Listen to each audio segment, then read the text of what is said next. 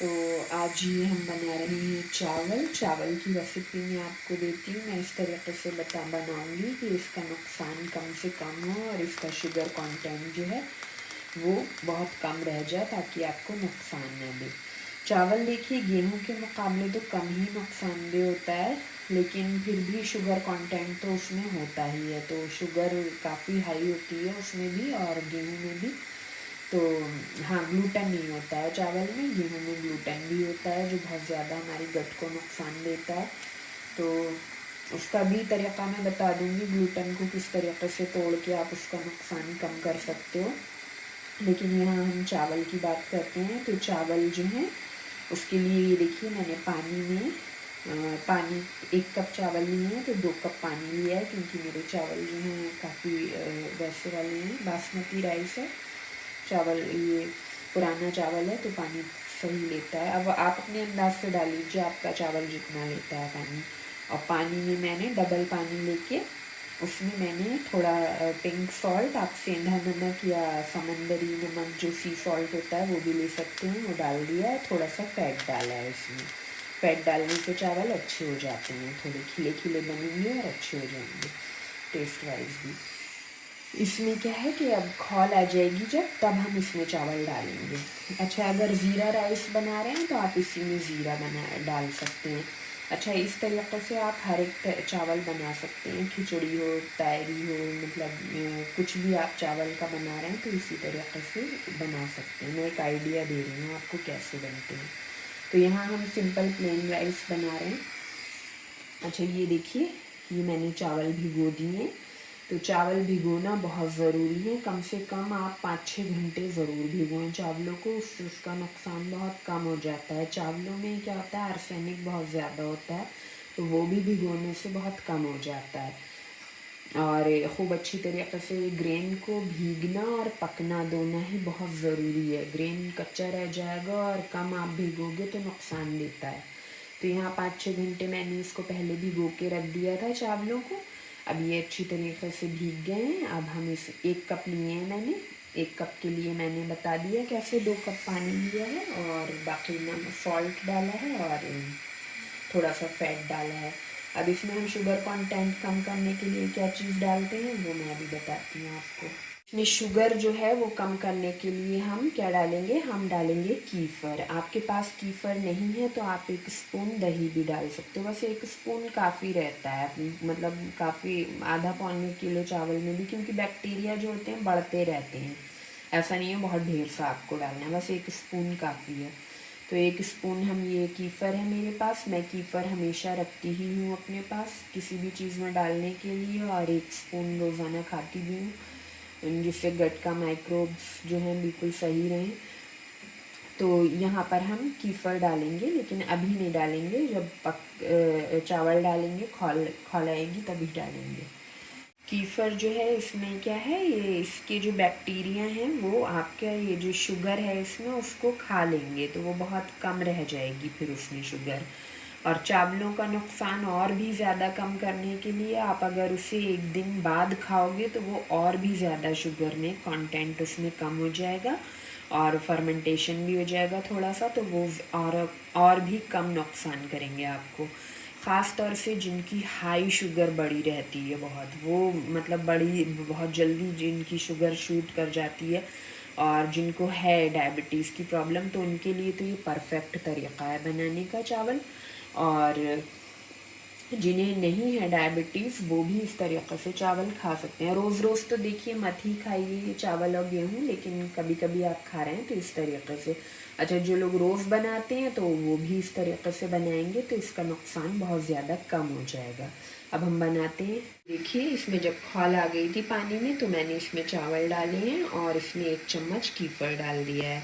अब जब ये में दोबारा से खौल आ जाएगी फिर हम इसे ढक के रख देंगे हल्की आंच पे, और जैसे पकते हैं नॉर्मल वैसे ही पकाएंगे चावल। जब गल जाएंगे देखेंगे तब बंद कर देंगे, ये हमारे तैयार हो जाएंगे। तो अब जब तैयार हो जाएंगे तब मैं दिखाऊंगी। अच्छा, कीफ़र की रेसिपी अगर आपको चाहिए तो कीफ़र की रेसिपी मैंने दे रखी है, आप इसी चैनल पे मेरे देखेंगे, विज़िट करेंगे जब कीफ़र डाल के, तो फिर आपको वो रेसिपी मिल जाएगी, उसे आप ज़रूर देखें, आपको पता चलेगा कीफ़र कितना ज़्यादा फ़ायदेमंद है।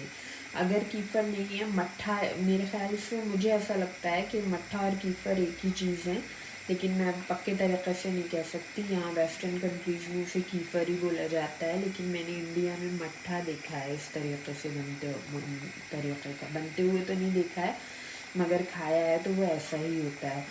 तो आप मट्ठा भी डाल सकते हो, हमेशा अपने पास रखो मट्ठा, और उसमें से आप इस तरीक़े से डाल सकते हो। बहुत ज़्यादा नहीं, देखो दूध की चीज़ें बहुत ज़्यादा नहीं खानी है, बस इतना लेना है कि हमारा काम हो जाए और नुकसान इसका जो है वो भी हमें ना घेरे। तो यहाँ पर देखिए खौल आ रही है, खौल आएगी, फिर उसके बाद मैं इसको बंद करके हल्की आंच करके पकने के लिए छोड़ दूँगी। 10 मिनट लगेंगे, ज़्यादा से ज़्यादा 10 मिनट में ये रेडी हो जाएगा। अब देखिए इसमें बबल्स आने लगे हैं, मैंने आंच हल्की कर दी इसकी और इसे ढक दिया है। अब इसे पकने के बाद प्लेट में सर्व करके फिर मैं आपको दिखाती हूँ। तो ये देखिए चावल रेडी हो गए हैं, भाप निकल रही है इसमें से और खूब अच्छे बने हैं। ये सही से दिख नहीं रहे हैं, अलग अलग हैं सारे चावल। तो ये आपके तैयार हो गए चावल। अब आप इसको जिस चीज़ से चाहें खाएं। और मैंने पहले ही बता दिया है, एक तो देखिए केफिर डालने का और या दही डालने का मकसद सबसे बड़ा यही है कि इसको शुगर कंटेंट को कम किया जाए। तो हालांकि वो स्टार्ट हो गया होगा प्रोसेस, आप ताज़े भी खा सकते हो, लेकिन और भी ज़्यादा आप चाहते हो कि ख़ास तौर से जो डायबिटीज़ के पेशेंट हैं तो वो कोशिश करें एक दिन पहले ही राइस बना के रख लें। तो उसमें क्या होगा, एक तो बैक्टीरिया बढ़ेंगे तो वो और ज़्यादा उसकी शुगर को खा लेंगे, क्योंकि बैक्टीरिया खुद ही बढ़ते रहते हैं, इसीलिए हमने 1 स्पून ही डाला है, कोई ज़्यादा ज़रूरत नहीं है। उसी से काफ़ी सारे बन जाएंगे ये बैक्टीरिया, उन्हें शुगर मिलेगी ना, जब शुगर उनका खाना होता है बैक्टीरिया का, तो वो खुद ही बढ़ते रहे। एक दिन पहले आप बना के रख दोगे तो ये इसका नुकसान और भी ज़्यादा कम हो जाएगा। बल्कि मैं तो ये कहूँगी, मुझे असल में डायबिटीज़ की कोई ऐसी प्रॉब्लम है नहीं, तो मैंने कभी चेक भी नहीं किया है। मैं यही कहूँगी कि जिन्हें डायबिटीज़ की प्रॉब्लम है वो एक बार सादे तरीक़े से जैसे नॉर्मली बनते हैं वैसे चावल बना के खाएं, और उसके 1 घंटे बाद अपनी या 2 घंटे बाद जब भी चेक करते हैं आप शुगर, तो वो आप चेक करके देखें और लिखें अपनी रीडिंग कितनी आई है, और फिर उसके 1 दिन बाद या 2 दिन बाद इस तरीक़े से जैसे मैंने बताया है वैसे बनाकर खाएं, और 1 दिन पहले बनाकर रख दें और वो खा के देखें कि फिर उसके बाद चेक करें अपने शुगर लेवल, तो आपको पता चल जाएगा डिफरेंस कि हाँ वाकई में ये चीज़ काम करती है या नहीं। और अगर करती है तो मुझे कमेंट सेक्शन में ज़रूर बताएं, क्योंकि ये मैंने सिर्फ अपने जहन से सोच के अपना दिमाग लगा के कि हाँ ऐसा करने से ऐसा हो जाता है कि अगर हम इसकी शुगर जिसमें ज़्यादा है तो बैक्टीरिया डाल देंगे तो वो शुगर को खा जाएंगे। तो सिर्फ यही लॉजिक लगा के ये मैंने बनाया है। तो मैं ऐसे इस तरह के लॉजिक्स लगाती रहती हूँ और मैं आपकी और भी हेल्प करती ही रहूँगी वक्तन वक्तन। तो इस तरीक़े से इस नुकसानदेह खाने को भी आप खा सकते हो। लेकिन देखो, है किसी बीमारी से निजात पाना चाह रहे हो या फिर मोटापे से, तो फिर देखो रोज़ मत खाओ, रोज़ के लिए नहीं है ये, आपके लिए। और कभी कभी खाना चाहते हो तो खा लो इस तरीक़े से। अब बाकी जो रोज़ाना खाने के हैं तो वो इस तरीक़े से बनाए, चाहे खिचड़ी वगैरह आप कुछ भी बनाते हो तो उसमें भी आप फार्मूला लगा सकते हो उसमें भी।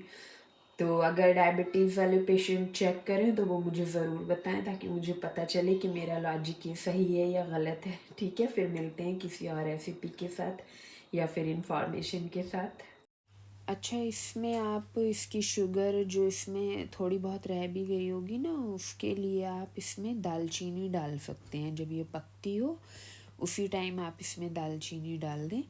तो दालचीनी क्या करती है ना कि वो शुगर को डाइजेस्ट बहुत अच्छी तरीक़े से करती है दालचीनी, इंसुलिन पे बहुत अच्छा वर्क करती है।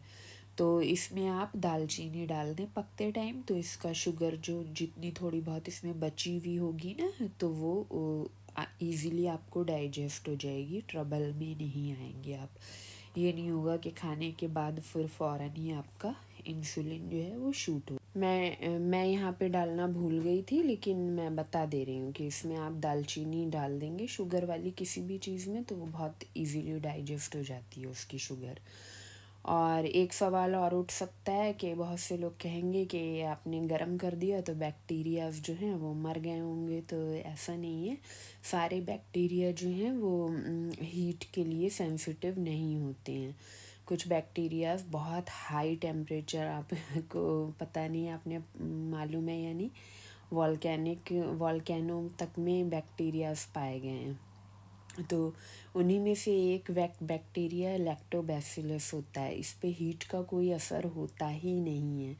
कितने ही टेम्परेचर आप कर दो, तभी आपने देखा है कढ़ी आप बना के रख देते हो उसके बाद भी वो खट्टी होती रहती है। तो उसमें लैक्टोबैसिलस मरता नहीं है, हीट के लिए बहुत वो रेजिस्टेंट होता है।